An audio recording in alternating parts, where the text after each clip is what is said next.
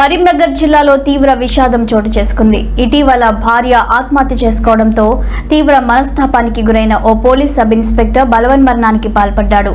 Karimnagar 2 town ఎస్ఐగా పనిచేస్తున్న చంద్రశేఖర్ ఇల్లంతకుంట మండలం సీతంపేటలోని తన అత్తగారింట్లో ఉరివేసుకుని ప్రాణాలు తీసుకున్నాడు.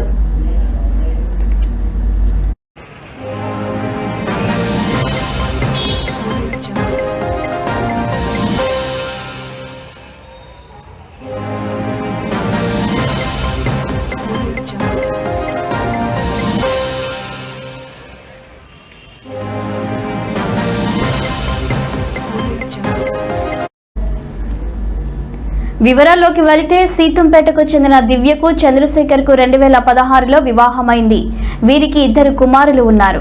కొంతకాలంగా కడుపు నొప్పితో బాధపడుతున్న దివ్య ఈ నెల 18న ఇంట్లో గన్నేరు పువ్వులు ఆకులు కలిపి మిక్సీలో వేసుకుని తాగింది.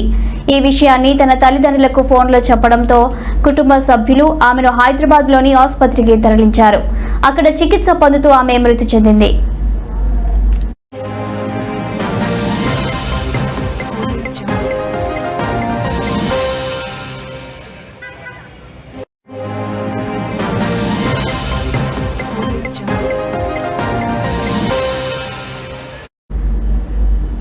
అయితే దివ్య మరణానికి చంద్రశేఖరే కారణమని ఆరోపిస్తూ ఆమె అంత్యక్రియల సమయంలో గ్రామస్తులు ఆయనపై దాడికి ప్రయత్నించారు.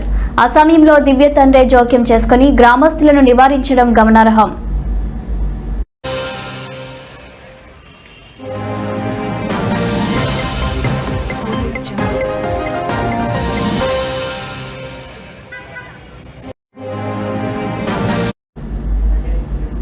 భార్య మరణం, ఆ తర్వాత జరిగిన పరిణామాలతో తీవ్ర వేదనకు గురైన చంద్రశేఖర్ ఇవాళ అఘాయిత్యానికి పాల్పడ్డాడు.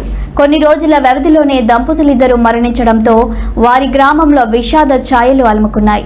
ఈ ఘటనతో 2 పిల్లలు తల్లిదండ్రులను కోల్పోయి అనాథలుగా మిగిలారు.